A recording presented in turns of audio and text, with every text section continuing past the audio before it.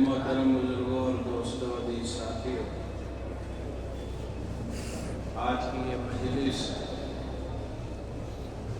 بڑی ہی مبارک مجلس ہے، جس میں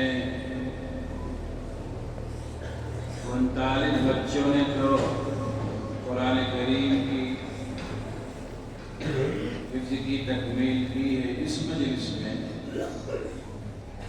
اور اس سے پہلے بھی اس سال 2 مجلسیں منعقد ہوئیں، یہ تیسری مجلس ہے۔ اللہ تعالیٰ کا بڑا خاص کرم اور فضل ہے، اور حضرت بانی رحمۃ اللہ علیہ یعنی حضرت مولانا شاہ عبدالغنی صاحب پوری نور اللہ مرحدہ کی آئے سحرگاہی اور للہیت خلوص کا یہ اثر آپ حضرات کو سکتا ہے، اس لیے کہ ہر تحریک کے پیچھے جو اس کا محرک ہوتا ہے، ہر نظام کے پیچھے اس نظام کو جو چلانے والا ہوتا ہے، ہر بنا کے پیچھے جو بانی ہوتا ہے، اس کے اثرات بعد تک جاری و ساری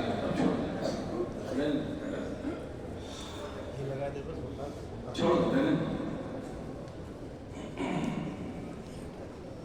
اس کے اثرات، اس کی دعائیں اور اس کی نیت و خلوص کا اثر دیر پا ہوتا ہے، جو کہ ہم اپنی آنکھوں سے آج دیکھ رہے ہیں اور دیکھتے رہتے ہیں۔ اس سال جو بچے حافظ ہوئے ان کی تعداد 75 ہے۔ 75 حافظ بنانے میں کتنی محنت، کتنی مشقت اور کتنا بڑا انعام ہے، آپ سوچئے کتنا بڑا کارخانہ قائم کیا جاتا ہے تب بھی یہ چیز حاصل نہ ہو۔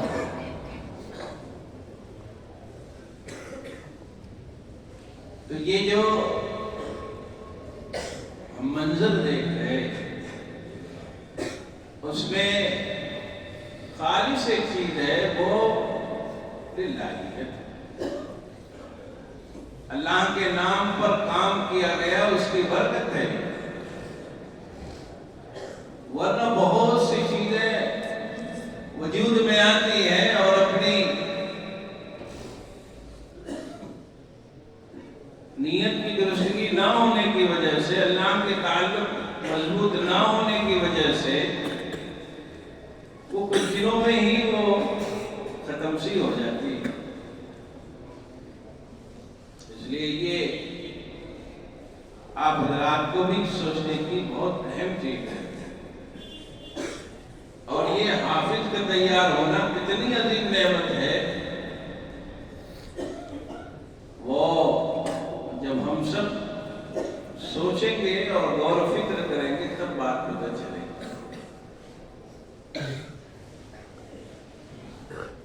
اس کی مثال یوں سمجھیں، آج کے زمانے میں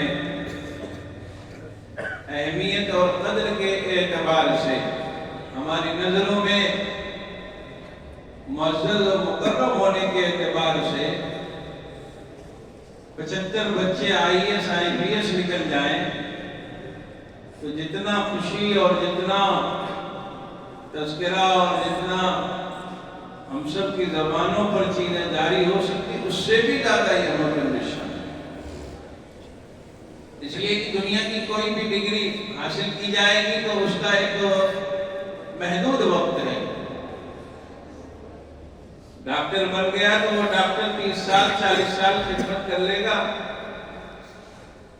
اور اس کا فائدہ اسی دنیا میں، ہاں اگر نیت درست رہی، خالص اللہ کے لیے کیا، خدمت کے جذبے سے کیا، لوگوں کے کام آنے کی نیت سے کیا، تو اس کے اجر و ثواب آخرت میں بھی مل ایک بچہ اگر حافظ ہوا تو اب یہیں سے فیض شروع ہو جاتا ہے، اس کے اثرات اس کے گھر پہ بھی پڑتے ہیں، اس کی زندگی پہ بھی پڑتے ہیں، اس کے والدین بھی اس کا فائدہ اٹھاتے ہیں، اور اس دینداری کی برکت پورے علاقے میں اور پورے ملک میں دکھائی پڑتی ہے۔ ہمارے اپنے اس ملک میں ہماری شناخت اور پہچان بچی ہوئی وہ ہمارے حفاظ کرام ہیں، علماء کرام ہیں، مفتیان نظام ہیں، مدارس کا نظام ہے۔ اگر یہ نظام نہ ہوتا تو دین کی جو رمق ہماری زندگیوں میں دکھائی پڑتی وہ نہ گفتہ بہر ہو جاتی۔ اس کی اہمیت اور افادیت کا تو خیال ہر طبقے کے ہوئے سوائے ہمارے نوجوانوں کے،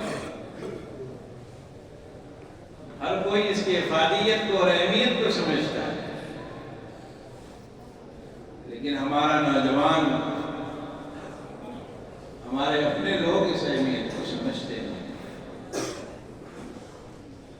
اہمیت کو سمجھنا بھی چاہیے اور اپنے ذہن و دماغ کو سوا کرنا بھی چاہیے۔ اور اس نظام میں جتنے لوگ لگے ہوئے، جو افراد محنت کر رہے ہیں، جو اپنا وقت دے رہے ہیں، جو اپنا مال دے رہے ہیں، وہ بھی ہمارے لیے محترم ہے اور معزز ہے۔ اس لیے کوئی بھی آپ کو دین کا کام کرتے ہوئے ملے، چاہے وہ کس شکل میں بھی ہو، آپ اس کا احترام کریں، آپ اس کا خیال رکھیں، آپ ایسے افراد پر بھیجا تبصرہ اور تذکرہ نہ کریں۔ اگر کوئی کرتا ہو تو اس کو روک دیں، آپ کی ایمانی ذمہ داری بنتی ہے، اس کو روکا جائے، اس کو منع کیا جائے، اس کو سمجھایا جائے کہ نہیں، تم یہ بات غلط سمجھتے ہو۔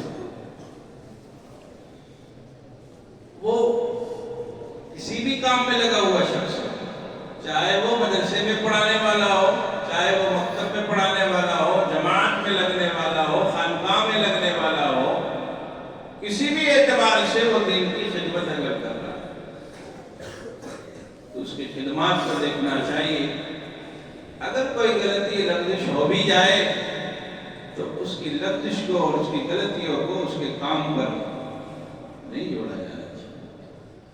آج یہ ہمارے سماج میں، ہمارے اپنے لوگوں میں یہ بات پائی جاتی ہے، اس کا خیال ہونا چاہیے۔ اور جو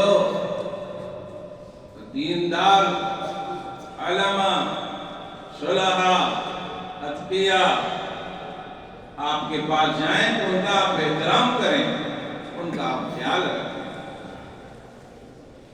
جو اپنی قوم کے رہبروں کی، جو اپنے بڑوں کی، جو اپنے ذمہ داروں کی اور ان سے جڑے ہوئے افراد کو جو نظر انداز کرتا ہے، جو قوم اپنے رہبر کو بھولتی ہے، اس کو چھوڑتی ہے، اپنے محسنین کو یاد نہیں کرتی، وہ قوم پھر ترقی نہیں پا سکتی، وہ تنزلی کا شکار ہے۔ بہرحال تو یہ مجلس بڑی مبارک مجلس ہے۔ اس مجلس کا منعقد ہونا اور یہ جو بچے حافظ ہوئے ہیں، یہ بہت ہی قابل مبارکباد بھی ہیں، اور ان کے اساتذہ بھی قابل مبارکباد ہیں جنہوں نے ان کے پیچھے خوب محنت کی۔ ہم سمجھتے ہیں، آپ یہ سمجھتے ہیں کہ بس آگے بچے اور چمچ چمچ جو ہے پارا پارا پلایا گیا، گھوٹ گھوٹ پلا دیا گیا، بچے حافظ ہو گئے؟ نہیں، ان کے پیچھے لگنا پڑتا ہے، ان کو سلانا، ان کو اٹھانا، ان کو بٹھانا، ان کو پڑھانا، ان کو سمجھانا۔ جب عمر ان کی 15 سال یعنی بلوغت کے پاس پہنچتی ہے تو بہت تیزی سے تبدیلی آتی ہے، شیطان ان پر حاوی ہوتا ہے، ان کے اساتذہ ان کے پیچھے لگتے ہیں، انہیں محنت کر کے سمجھاتے ہیں، بجھاتے ہیں، بیٹھاتے ہیں، پیار کرتے ہیں، ڈانٹتے ہیں، پھٹکارتے ہیں، تب جا کر یہ آج آپ کے سامنے بچے حافظ بنے بیٹھے۔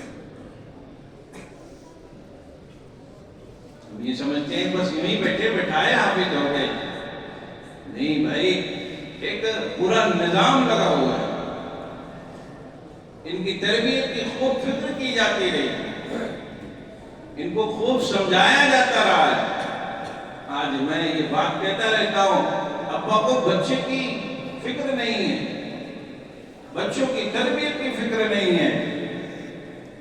آج جو بچے گھر پہ رہتے ہیں ان بچوں سے ملاقات ابا کی ہوئے کئی روز گزر جاتے ہیں، ملاقات بھی نہیں ہوتی، اس لیے کہ ابا کا وقت الگ ہے، رات میں 10 بجے 11 بجے ابا تشریف لے جاتے ہیں، بچہ سو چکا ہوتا ہے، ابا کی جب صبح ہوتی ہے بچہ اپنے اسکول اور مدرسہ جا چکا ہوتا ہے، ابا سے ملاقات بچوں کی ہفتوں کئی دن نہیں ہوتی، اور یہ تو بالکل نہیں معلوم ہوتا ہے کہ بچے نے کل سبق سنایا ہے یا نہیں سنایا ہے، بچے نے اپنے اساتذہ کے پاس جا کر وقت دیا یا نہیں دیا ہے، پڑھنے جا رہا ہے یا نہیں جا رہا ہے، کس کے ساتھ کھیلتا ہے اور کس کے ساتھ رہتا ہے، ابا کو کوئی فکر نہیں۔ ابا تو بس ایک ڈیمانڈ پوری کرنے والی اپنے کو مشین سمجھے، سامنے پہنچا، کھانا کھایا، اگلے دن کا آرڈر لیا اور پھر صبح نکل گیا اپنے کام۔ یہ بات تو غلط نہیں کہی جا سکتی، ضرورت تو پوری کی جائے گی، لیکن جس چیز کی اہمیت زیادہ ہے یعنی بچوں کی فکر، بچوں کی تربیت، بچوں کو سمجھانا، بچوں کو اپنے پاس بیٹھانا، ان کو اپنی چیزیں سمجھانا، اپنی تعلیم جو خاندانی آپ کی اپنی ایک وجاہت، ایک شناخت، ایک پہچان ہے، آپ ایک مسلمان ہونے کی حیثیت سے جو آپ کے اندر اچھائیاں ہونی چاہیے وہ آپ اپنے بچوں کے اندر منتقل کر نہیں پاتے، آپ وقت ہی نہیں دے پاتے، تو اگلی بات سمجھائیں گے۔ اتنے لوگ آئے ہوئے ہیں دوست احباب، سب لوگ اپنے اپنے بارے میں سوچ لیجئے گا، بچوں کے پاس بیٹھے ہوئے کتنا دن ہو گیا، بیٹھے بھی تو آرڈر لے کے اٹھ گئے، بس بیٹے نے کہا کپڑا چاہیے، جوتا چاہیے، چپل چاہیے، بس آگے بڑھ گئے۔ بچہ نماز پڑھنے گیا ہے نہیں گیا، بچہ تلاوت کیا بھی نہیں کیا، بچہ سبق سنا رہا ہے کہ نہیں سنا رہا، بچے کو استاد کون ہے، حافظ ہو جاتا ہے، ابا کو معلوم نہیں ہے حافظ جی اس کے کون ہے۔ وہ تو مدرسے والے فون کر کے بلاتے ہیں، آ جائیں، کئی مرتبہ فون کے بعد تب تشریف لاتے ہیں، ورنہ کہتے ہیں مولوی صاحب آنا ضروری ہے۔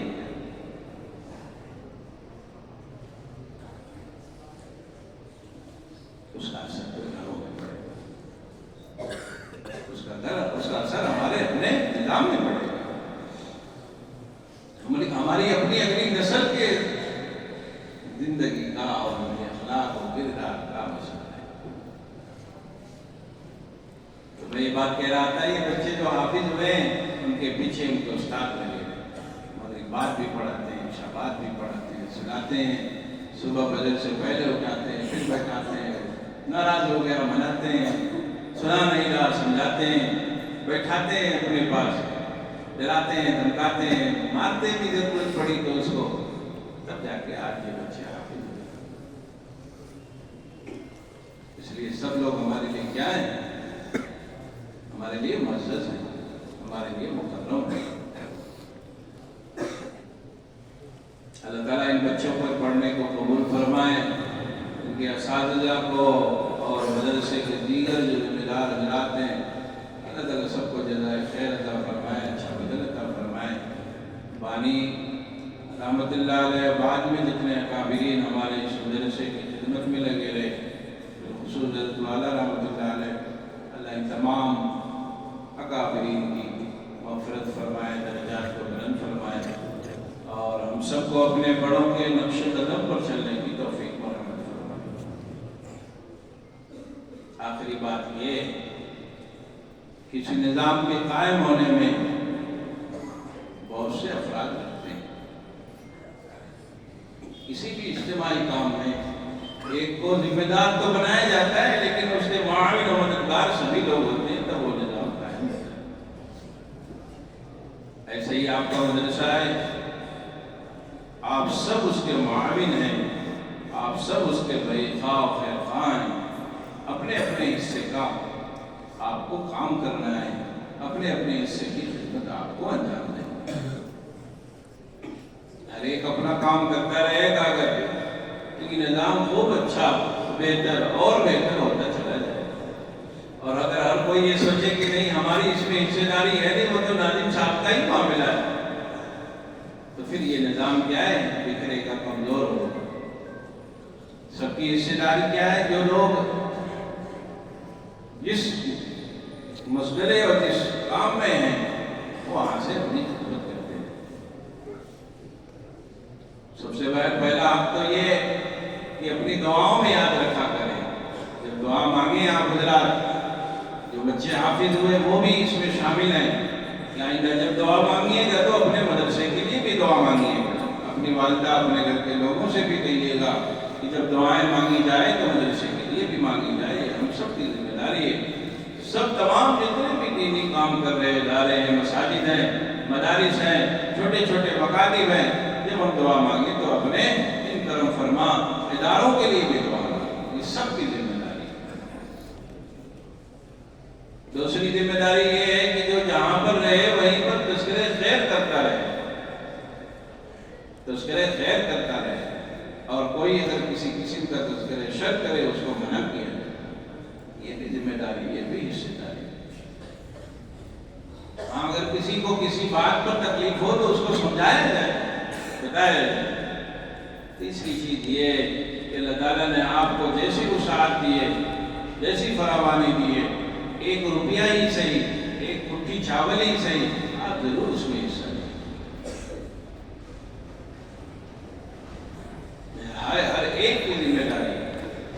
جب سب مل کے کسی کام میں جڑتے ہیں، ملتے ہیں، تو نظام خوب اچھا اور بہتر ہوتا ہے. اور ان سب چیزوں کو چلانے اور لگنے اور اس کی خدمت دینے اور اس کا تذکرہ خیر کرنے اور اس کی دعا کے پیچھے منشا یہ ہے کہ آپ کا تعلق اور رابطہ مضبوط رہے. اور تعلق اور رابطہ مضبوط بھی کرنے کے پیچھے مقصد یہ ہے کہ جب آپ اچھی جگہوں سے اپنے تعلقات کو خوب مستحکم و مضبوط رکھیے گا تو اس کی اچھائیاں آپ کی زندگی میں داخل ہوگی. آپ جب مدارس سے، مساجد سے جڑے رہیے گا تو آپ کے اندر بھی دینداری پیدا ہوگی، آپ کی نسلوں میں بھی دینداری پیدا ہوگی. آپ جب آنا جانا کیجیے گا تو آپ کو نماز اور تلاوت کرنے میں مزہ آئے گا، نماز پڑھنے میں مزہ آئے گا. آج ہم دنیا کے پیچھے لگے ہوئے، اسی کا تذکرہ کر رہے، اسی کی خدمت میں لگے ہوئے، اس لیے دنیا سوار رہتی ہے، دنیا ہی کی فکر اوڑے رہتے ہیں. ہمیں دین کی فکر نہیں ہوتی، دیندار بننے کی فکر نہیں ہوتی. دنیا کے پیچھے دوڑ لگا رہے، اس لیے دنیا سوار بھی رہتی ہے اور دنیا کے حصول میں اتنا زیادہ لگتے ہیں کہ پھر حرام و حرام کی تمیز ختم ہو جائے. ایک شخص کی دوستی اگر چوروں سے ہے تو کسی نہ کسی دن وہ چوروں میں شامل ہو جائے گا، یہ چوروں کے ساتھ معاملہ اس کا. ایسے جو دیندار لوگوں سے تعلق رکھیں گے تو ایک نہ ایک دن اس کے اندر دینداری پیدا ہو ہی جائے گی. کہتے ہیں علماء سے، صلحاء سے محبت کرو، ان سے تعلق رکھو. سامنا آمنا ہو جائے تو 2 منٹ بیٹھ لیا کرو. تو یہ 2 منٹ بیٹھنا، صرف مصافحہ کرنا، اپنے گھروں میں علماء ربانیین کے لیے تذکرہ خیر کرنا، یہ ہماری نسلوں کو کہیں نہ کہیں لے جا کر ایک اچھا مسلمان بنا دے. کہیں نہ کہیں لے جا کر 10 سال بعد ہی صحیح، 20 سال بعد ہی صحیح، بڑھاپے میں جانے سے پہلے جب کبھی کسی نہ کسی وقت ہو جا کر پھر سمجھ جائے. اس لیے رابطہ رکھنا چاہیے، اس لیے تعلق رکھنا چاہیے. اس لیے ہمیں اپنے گھر میں دیندارانہ ماحول بنانا چاہیے تاکہ ہم اس کا فائدہ اس دنیا میں بھی اٹھائیں،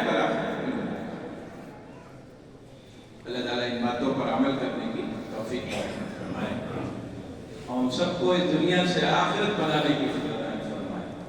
دنیا تو آ ہی جاتی ہے, دنیا بقدر ضرورت آ ہی جاتی ہے. دین جتنی ضرورت ہے اتنا ہماری زندگی میں نہیں آتا. اس لیے دیندار بننے کی دعائیں مانگنی چاہیے اور اپنی خطاؤں پر اور غلطیوں پر اللہ سے خوب معافی مانگنا چاہیے.